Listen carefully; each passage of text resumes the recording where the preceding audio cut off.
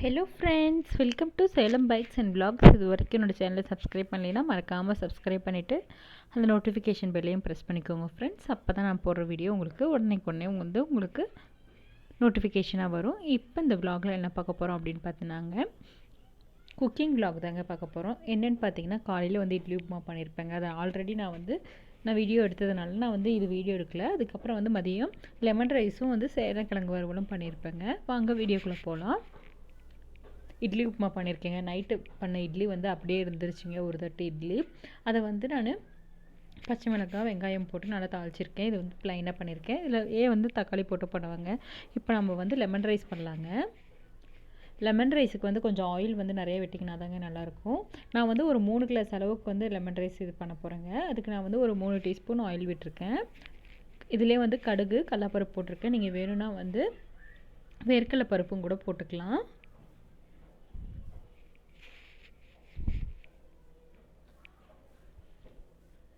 ஒரு 3/4 கிலோ அரிசிக்கு நான் இப்போ லெமன் சாதம் கிளற போகிறேங்க.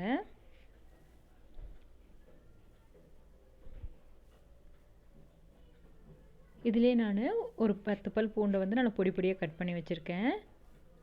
இதிலே ஒரு துண்டு இஞ்சை நான் நசுக்கி வச்சுருக்கேன். இது ஆட் பண்ணும்பொழுது நல்லா லெமன் ரைஸ் நல்லா வாசனையாக நல்லா இருக்குங்க.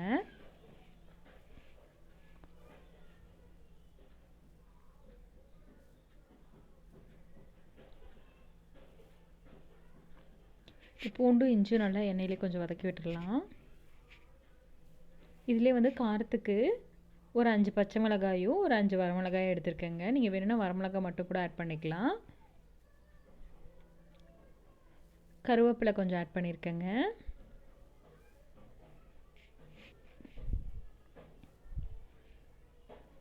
இப்போ இதிலே கொஞ்சம் வாசனைக்கு பெருங்காயத்தூள் கொஞ்சம் ஆட் பண்ணிக்கலாம்.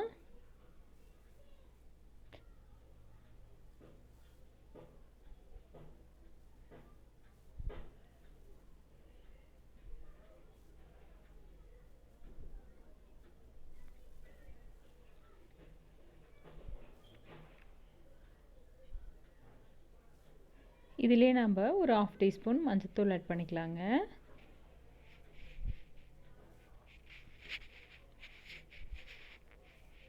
நம்ம எண்ணெயிலே நல்லா வதக்கி விடும்போது நல்லா எல்லோயிஷாக நல்லா கலர்ஃபுல்லாக வரும்.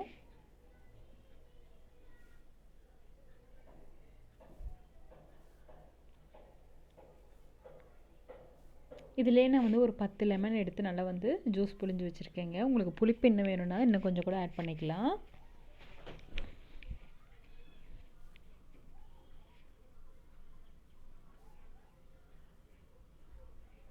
இதிலே நம்ம கொஞ்சம் கல்லுப்பு ஆட் பண்ணிக்கலாம்.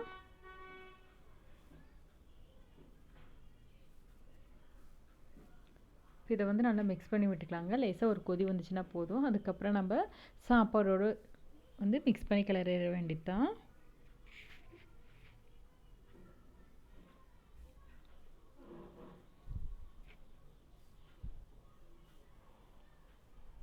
அவ்வளோதாங்க, நல்லா கொதி வந்துருச்சு.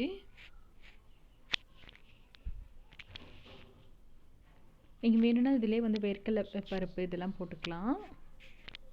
நான் கடலைப்பருப்பு தாங்க ஆட் பண்ணியிருக்கேன்.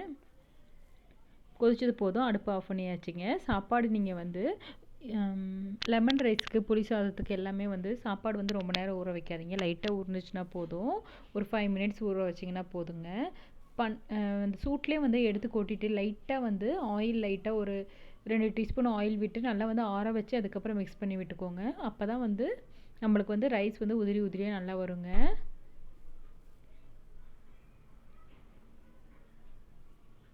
வெரைட்டி ரைஸ்க்கு எப்பயுமே ரைஸ் உதிரி உதிரியாக இருந்தால் தான் நல்லாயிருக்கும். இதை நம்ம நல்லா மிக்ஸ் பண்ணி விட்டுக்கலாம். நல்லா சூப்பராக லெமன் ரைஸ் மிக்ஸ் பண்ணி விட்டாச்சுங்க. மிக்ஸ் பண்ணி அமுத்தி விட்டாச்சு. நீங்களும் இதே மாதிரி ட்ரை பண்ணி பாருங்கள், ரொம்ப சூப்பராக இருக்கும். ட்ரெடிஷ்னல் மெத்தடில் பண்ணியிருக்கேன். அதுக்கப்புறங்க கருவேப்பிலை இருக்குங்க, கருவேப்பிலை வாங்கிட்டு வந்திருக்கேன். இப்போ நான் கருவேப்பிலை எப்படி நான் ஃப்ரிட்ஜில் ஸ்டோர் பண்ணுறதுன்னு சொல்லிட்டு பார்க்கலாம். நான் முதல்ல நான் கருவேப்பிலை வச்சேன்னா கருப்பு கருப்பாக போயிருங்க. அதுக்கப்புறம் தான் என்னோடய ஃப்ரெண்டு சொன்னாங்க, அடியில் டிஷ்யூ பேப்பர் போட்டு அதுக்கப்புறம் நம்ம கருவேப்பிலை இப்படி ஸ்டோர் பண்ணோம்னா நம்மளுக்கு அந்த தண்ணி எக்ஸஸ் ஈரத்தை அந்த டிஷ்யூ உறிஞ்சிரும். அதனால் நம்மளுக்கு கருப்பாகாது. ரொம்ப நாள் ஒரு 2 வீக்ஸ் வரைக்கும் வச்சுருந்தாலுமே நான் பிளாக் பிளாக்னஸ் ஆகாத வந்து கருவேப்பிலை நல்லா ஃப்ரெஷ்ஷாகவே இருக்குங்க. நடுவில் ஒரு லேயராகவும் வந்து டிஷ்யூஸ் வச்சுக்கிட்டு அதுக்கப்புறம் வந்து இந்த கருவேப்பிலையை ஸ்டோர் பண்ணி வச்சுக்கலாம்.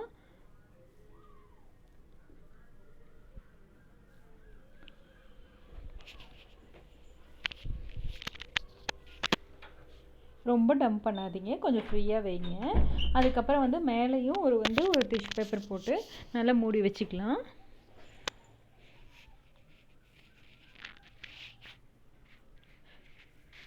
இப்படி வச்சிங்கன்னா 2 வீக்ஸ் வரைக்கும் இருந்தாலுமே வந்து கருவேப்பிலை வந்து நல்லா வந்து கருப்பாகாது, அப்படியே ஃப்ரெஷ்ஷாகவே அப்படியே இருக்குங்க. நம்ம ஊரில் வந்து வில்லேஜ் சைட்லேனா உடனே போய் நம்ம ஃப்ரெஷ்ஷாக உரிச்சிட்டு வந்து ஃப்ரெஷ்ஷாக பண்ணுவோம். நம்ம வந்து இங்கே டவுனில் என்ன பண்ணுவோம், நம்ம வாங்கிட்டு வந்து ஸ்டோர் பண்ணி வச்சுட்டு அதுக்கப்புறம் தான் யூஸ் பண்ணுவோங்க. நீங்கள் இது மாதிரி ஸ்டோர் பண்ணி வச்சிங்கன்னா வந்து கருவேப்பிலை நல்லா ஃப்ரெஷ்ஷாகவே நல்லாயிருக்கும். அதுக்கப்புறம் நான் வந்து இப்போ என்ன பண்ண போகிறேன் அப்படின்னு பார்த்தீங்கன்னாங்க, சேனக்கிழங்குல ஒரு இது பண்ண போகிறேங்க, ஃப்ரை பண்ண போகிறேன். நான் பிக் பாஸ்கெட்டில் வாங்கினேங்க. இதிலே வந்து பொடி பொடியாக அவங்களே வந்து க்யூப்ஸாக வந்து கட் பண்ணி கொடுத்துட்டாங்க. இது நம்ம அலசி எடுத்துக்கலாம்.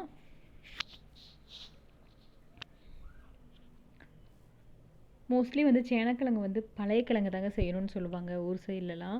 புதுக்கிழங்கு பண்ணால் வந்து நாக்கு வந்து கொஞ்சம் பிச்சுக்கும் அப்படின்னு சொல்லுவாங்க. அதனால் நான் வந்து என்ன பண்ண போகிறேன் அப்படின்னு பார்த்தீங்கன்னாங்க, சுடு தண்ணி காய வச்சுருக்கேன். இதிலே வந்து நான் கொஞ்சம் லைட்டாக வந்து புளி தண்ணி ஆட் பண்ணிக்கிறேன். புளி தண்ணியில் கொஞ்சம் நேரம் வந்து நல்லா வந்து ஒரு கொதி விட்டுட்டு அதுக்கப்புறம் நம்ம எடுத்து நம்ம ஃப்ரை பண்ண போகிறோங்க. அப்போ வந்து நம்ம புதுக்கிழங்காய் இருந்தாலும் அந்த புளி தண்ணி ஆட் பண்ணும்பொழுது நம்ம பிச்சுக்காதுன்னு சொல்லுவாங்க. இதிலே நான் வந்து மஞ்சத்தூள் வந்து ஒரு 1/2 டீஸ்பூன் ஆட் பண்ணுறேன். இது நல்லா வந்து ஒரு கொதி வரட்டும். அதுக்கப்புறம் அந்த கிழங்கையும் போட்டு நல்லா வந்து ஒரு கொதி விட்டால் போதுங்க. ரொம்ப நேரம் பாயில் பண்ணுங்கிறது இல்லை. இது நம்ம வந்து சேனக்கிழங்கை வந்து நம்ம டீப் ஃப்ரை பண்ண போகிறோம். இது வந்து புளி சாதம், லெமன் சாதம், அதுக்கப்புறம் வந்துங்க பருப்பு சாதத்துக்கெலாம் கூட இந்த சேனக்கிழங்கு ரோஸ்ட் வந்து ரொம்ப நல்லாயிருக்கும்.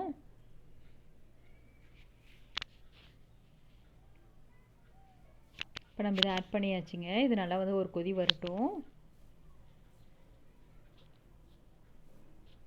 மோஸ்ட்லி இந்த கருணக்கிழங்கு, சேனக்கிழங்கு எல்லாமே வந்து புளித்தண்ணியில் போட்டு தாங்க பண்ணுவோம். அப்போ தான் வந்து நாக்கு பிச்சுக்காது அப்படின்னு சொல்லுவாங்க. இப்போ நான் வந்து ரெடிமிக்ஸ் மசாலா தாங்க யூஸ் பண்ணியிருக்கேன். சிக்கன் கபாப் மசாலா தான் ஆட் பண்ணியிருக்கேன். இது வந்து கம்மியான குவான்டிட்டி, அதனால தான் ஒரு பேக்கெட் ஆட் பண்ணியிருக்கேன். அதுக்கப்புறம் ஒரு ஸ்பூன் வந்து ஜிஞ்சர் கார்லிக் பேஸ்ட் ஆட் பண்ணியிருக்கேன். இதை நம்ம நல்லா மிக்ஸ் பண்ணி எடுத்துக்கலாம்.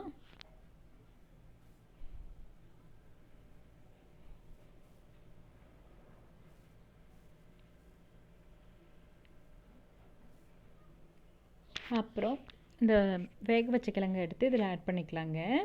அதிலே வந்து நம்ம ஈரப்பதமாக இருக்கிறதுனால நான் வந்து தண்ணி எதுவும் ஆட் பண்ணலைங்க. நீங்கள் வேணும்னா வந்து ஃபஸ்ட்டே வடித்து வச்சிட்டிங்க, ட்ரையாக இருக்குன்னா லேசாக வந்து தண்ணி தெளித்து விட்டு பிசைஞ்சு எடுத்துக்கோங்க.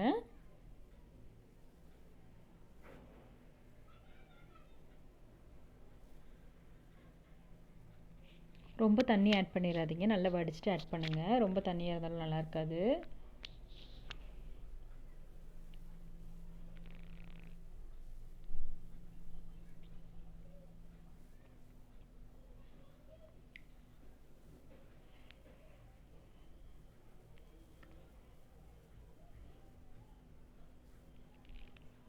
இதை வந்து இப்போ நல்லா வந்து மிக்ஸ் பண்ணி எடுத்துக்கலாம். அந்த மசாலா வந்து எல்லா பக்கமும் ஈவனாக ஸ்ப்ரெட் ஆகிற மாதிரி நல்லா மிக்ஸ் பண்ணி எடுத்துக்கலாங்க.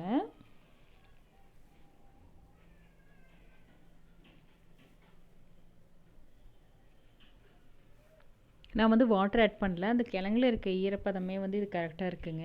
நீங்கள் வேணும்னா வந்து நீங்கள் முதல்ல வடித்து வச்சிட்டிங்க, ட்ரையாக இருக்குது கிழங்கு அப்படின்னு பார்த்தீங்கன்னா நீங்கள் வந்து லேசாக தண்ணி தெளித்து விட்டு கூட நல்லா மிக்ஸ் பண்ணி விட்டுக்கோங்க. நல்லா வந்து ஈவனாக மிக்ஸ் ஆகிற மாதிரி நல்லா வந்து மிக்ஸ் பண்ணி எடுத்துக்கோங்க.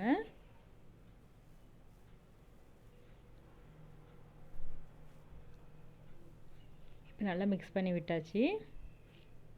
இப்போ நம்ம கடாயில் வந்து எண்ணெய் ஹீட் பண்ணி வச்சுருக்கேங்க. இதில் நம்ம கொஞ்சம் கொஞ்சமாக போட்டு பொரிச்சு எடுத்துக்கலாம்.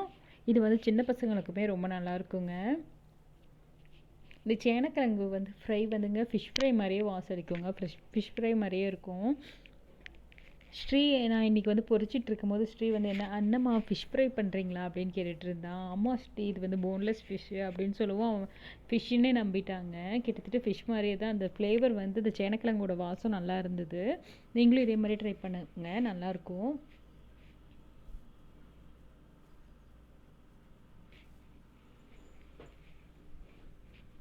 நம்ம இதே மாதிரியே வந்து வாழைக்காவையும் வந்து இது மாதிரியே பொரிச்சு எடுத்துக்கலாம். அதுக்கெலாம் வாழைக்காய்க்கெலாம் நம்ம வந்து புளி தண்ணியில் வந்து கொதிக்க வைக்கணும் அப்படிங்கிறது இல்லைங்க. சுடு தண்ணியில் லேசாக மஞ்சத்தூள் போட்டு லேசாக வந்து பாயில் பண்ணிவிட்டு அதுக்கப்புறம் கூட நம்ம இதே மாதிரியே டீப் ஃப்ரை பண்ணி எடுத்துக்கலாம் வாழைக்காயில்.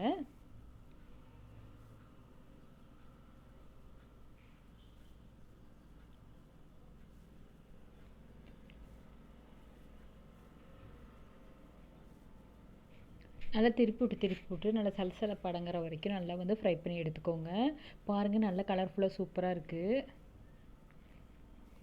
குட்டி பசங்களுக்குமே வந்து இது நல்லா மொறுமொறுன்னு இருக்கிறதுனால ரொம்ப பிடிக்குங்க.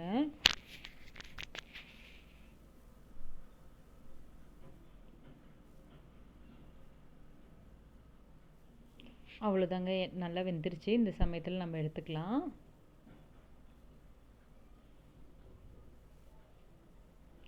சேனக்கிழங்கு ஃப்ரை சூப்பராக ரெடி ஆயிடுச்சுங்க. நீங்களும் இதே ட்ரை பண்ணி பாருங்கள், ரொம்ப இதாக இருக்கும்.